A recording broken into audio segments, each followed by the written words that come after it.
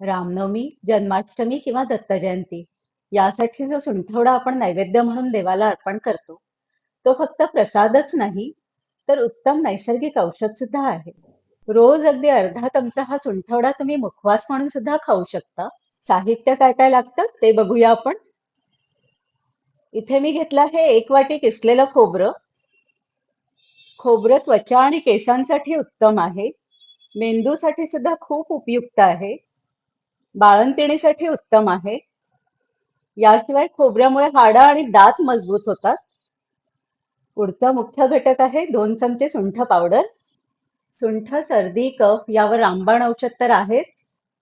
याशिवाय सुंठेमुळे पचनशक्ती वाढते, शरीराला ऊब मिळते, ताप, डोकेदुखी, मळमळ यामध्ये खूप उपयोगी असते.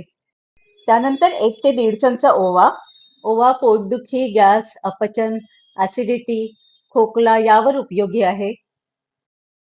याशिवाय बडीशोप. बडीशोप पाचक आणि बुद्धिवर्धक आहे. 2 चमचे तीळ. तिळामध्ये कॅल्शियम, मॅग्नेशियम, फॉस्फरस भरपूर प्रमाणामध्ये असतं.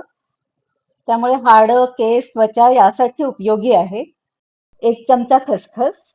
खसखसमुळे शांत झोप यायला मदत होते. बदाम आणि काजू ऑप्शनल आहेत, पण बल आणि बुद्धिवर्धक आहेत. अर्धा चमचा वेलची पूड. त्यामुळे श्वास ताजा राहण्यास मदत होते. याशिवाय जड पदार्थ पचायला मदत होते. 60 ते 70 ग्रॅम खडीसाखर घेतली आहे मी. खडीसाखरमुळे घशाची कोरड कमी होते. शरीराची उष्णता कमी होते. शरीराला नैसर्गिक ऊर्जा मिळते.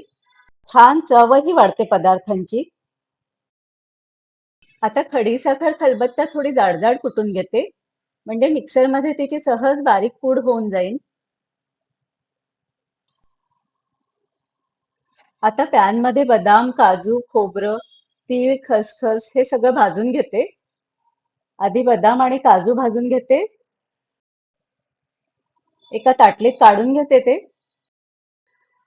त्याच पॅन मध्ये खोबरं कुरकुरीत होईपर्यंत भाजून घेते.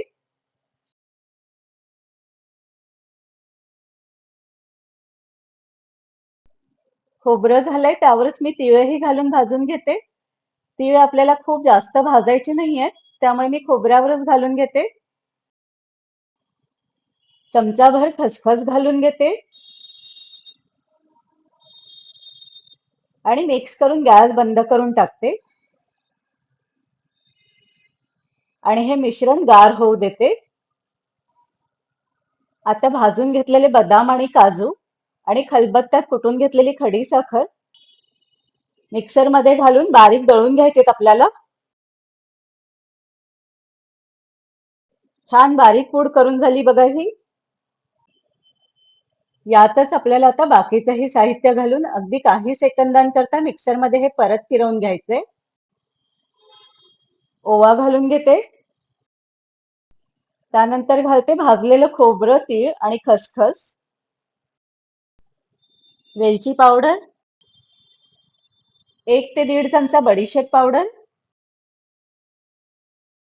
आणि सुंठ पावडर 1 ते 2 चमचे तुमच्या आवडीप्रमाणे तुम्ही घालून घ्या. सुंठ तिखट असते, त्यामुळे तुमच्या चवीप्रमाणे घाला. हे थोडं मिक्स करून घेते आणि पल्स मोड वरती मिक्सर मध्ये फिरवून घेते.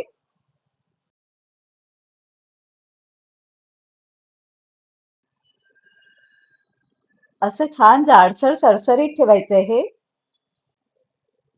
सुंठवडा तयार आहे. आता हा सुंठवडा नैवेद्यासाठी एका भांड्यामध्ये काढून घेते.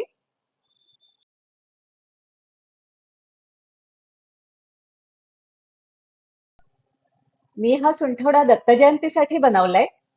तुम्ही सुद्धा हा नैवेद्य बनवून घ्या आणि दत्तप्रभूंना अर्पण करा आणि प्रसाद म्हणून सगळ्यांबरोबर वाटून खा.